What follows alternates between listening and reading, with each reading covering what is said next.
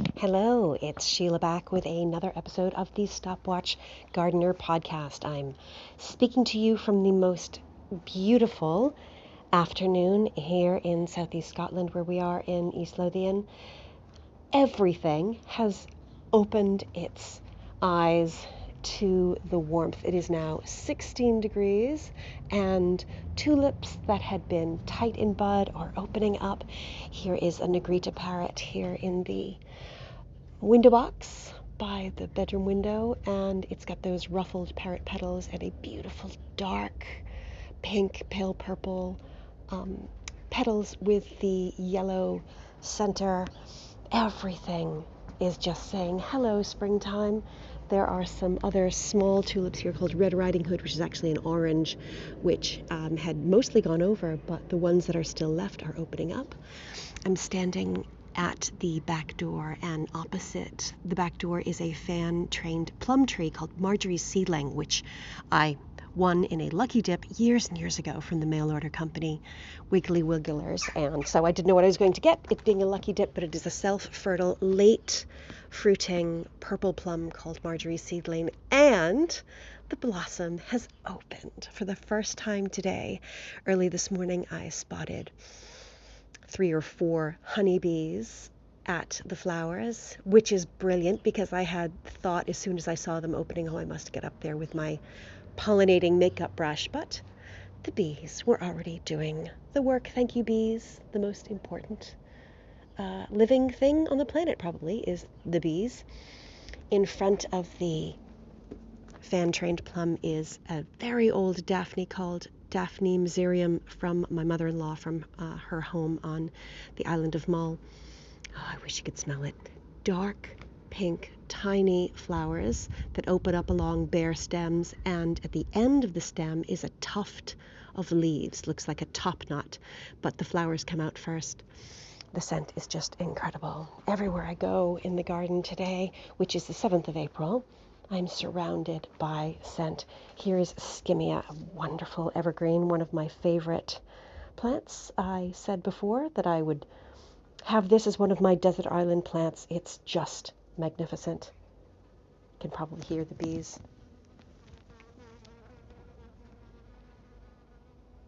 The honeybees love this as well. It's planted in a large container with a yellow flowering azalea, which will be out later in May. Here is another fan-trained fruit tree. This is in the courtyard to the right of the back door. This is a peach called Avalon Pride, and the blossom has come and gone. Even in the couple hours since I saw it this morning, the petals are fading and dropping. I did manage to get it pollinated. I do like to hand pollinate when I can, but it's a game of attrition with this tree because it will not sprout new branches, new growth, which will turn into flowering wood from low down on the tree, only from higher up.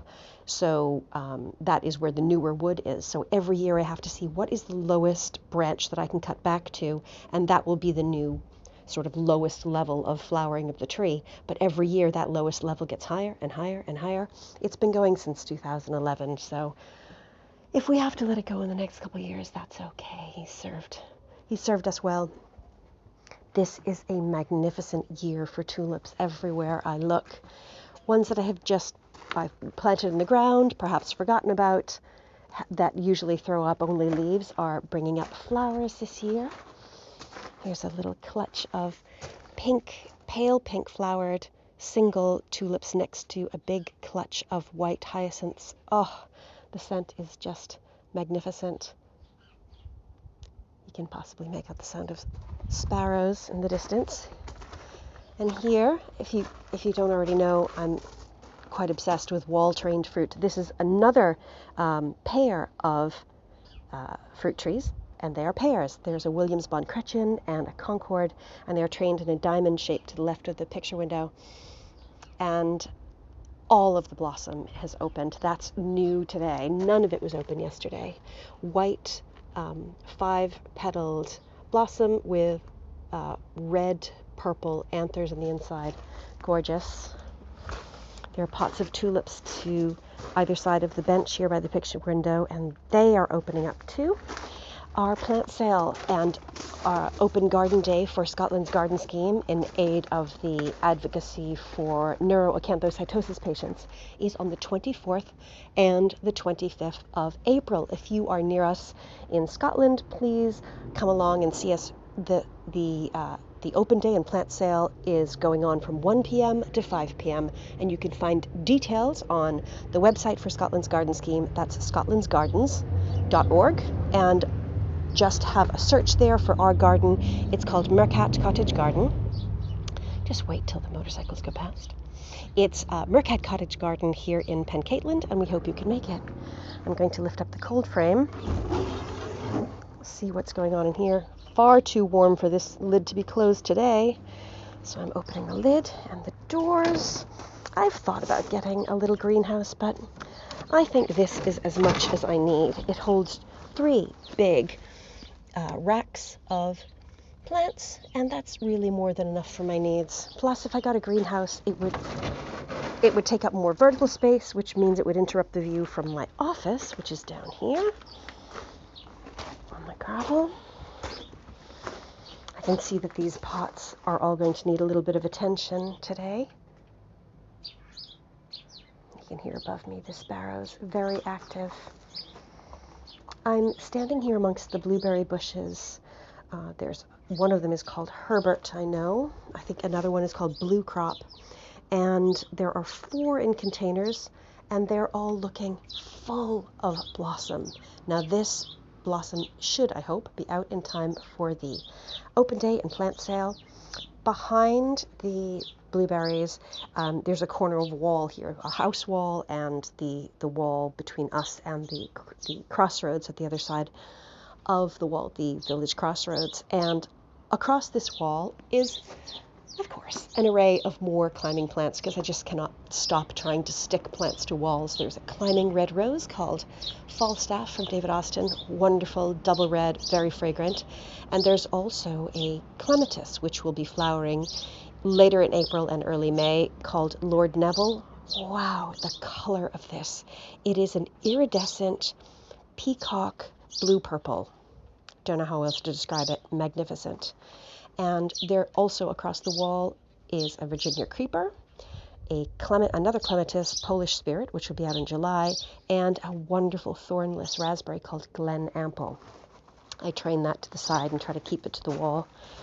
And yeah, there's nothing much that needs doing here in preparation for the plant sale.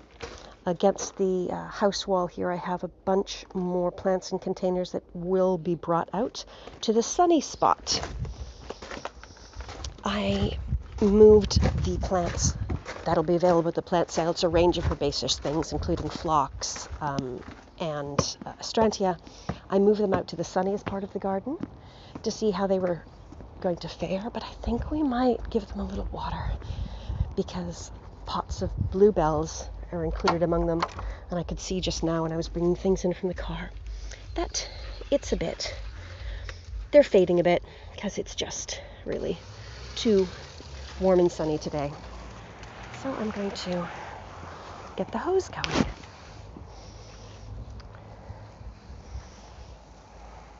Our bird feeders become very popular with the larger birds as well as the small birds, for which I really put it out. I watched the David Attenborough new series. God bless David Attenborough. He's 99 years old, turning 100 in May 2026, which is wonderful. Anyway, his new series is called Secret Garden, and he goes to 5 or 6 British gardens, from small urban spaces to large countryside farmhouse gardens, and their magnificent wildlife camera crew capture the life in the ponds and in the rivers and in the woodpile. So that's field mice, otters, hedgehogs, kingfishers, wonderful underwater shots of newts and frogs. Hello, please go. Too many wood pigeons coming into the garden. And he just landed right next to me. Okay, let's bring this hose out here. Give everything a drink. I volunteer at Amosfield Walled Garden, and one of the board members is the wonderful Beryl McNaughton, who founded and ran Mac Plants for many years. The business has been sold, Beryl is retired, but she's helping Amosfield get on top of its own plants for its plant sale, and she was saying to me how beneficial it is to have plants on the ground when you're watering them rather than up on tables, because it's they're better able to retain the water and do the watering with a hose when you can rather than a watering can. So that's what I'm doing. I'm going to have to stretch this hose a little further to get all the way over to these ones. Usually, the only plants in this part of the garden are a large raised container that has a buddleia, a rose, an aster, and a few other things, plus 2 pots, which are right up against the end of what I call the tiny house, the guest house my husband built.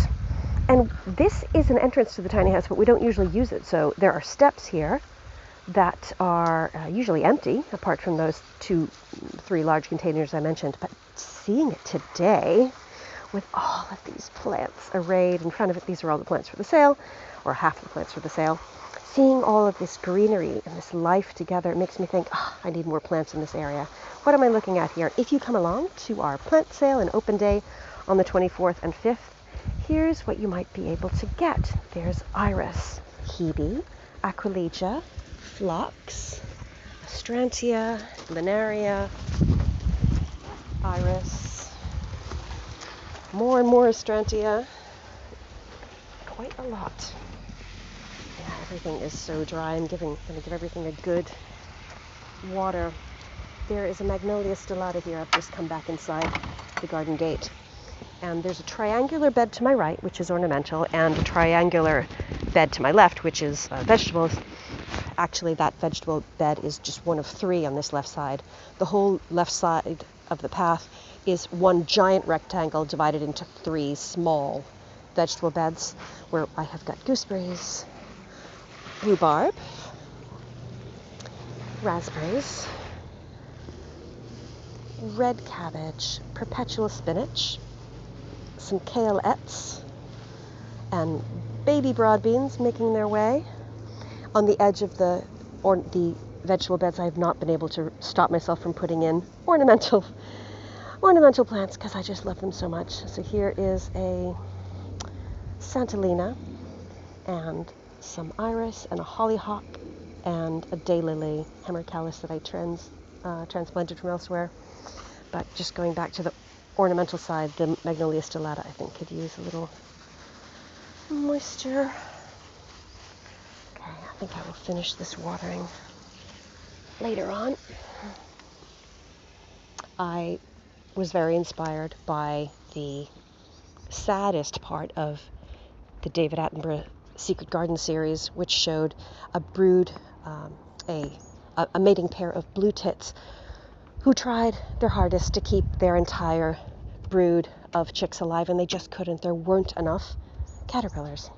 So only one of them survived. It was terribly sad, but it prompted me to go back and unearth my nesting box that I'd put up for blue tits 15 years ago, maybe even 20 years ago. It was buried under ivy on the fence, so that's now been taken down, cleaned, ready for them in case they should want it to nest in. And I've also set out an array of plants which have baby caterpillars in them. I can see by the way they look munched. I might have mentioned this in a previous episode. I am not going to pick off or get rid of these caterpillars because the blue tits in particular, but all the nesting garden birds at the moment really need that soft nutrition for their babies. Their babies can't eat birdseed.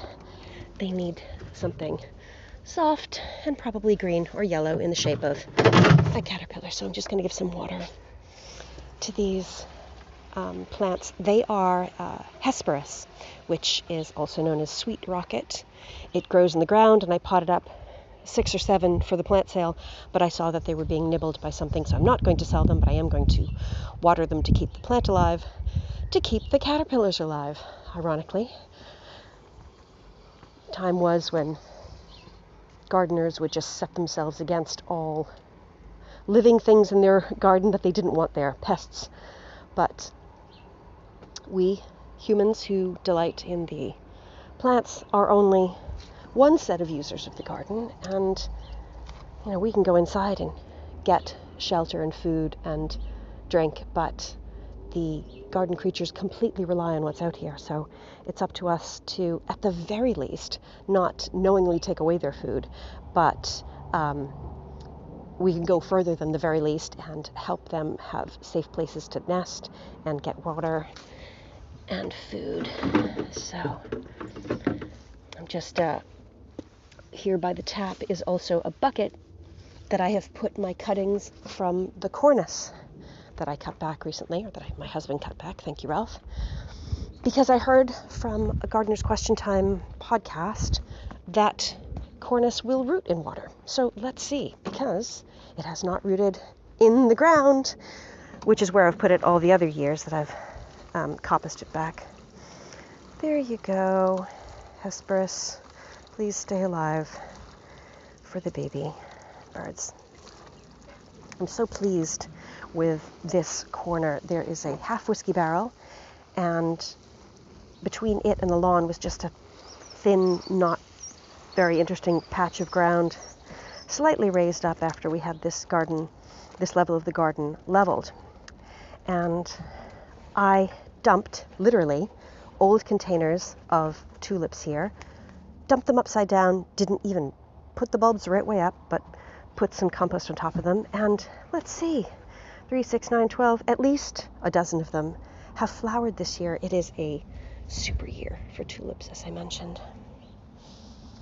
Okay, I think that's it for now.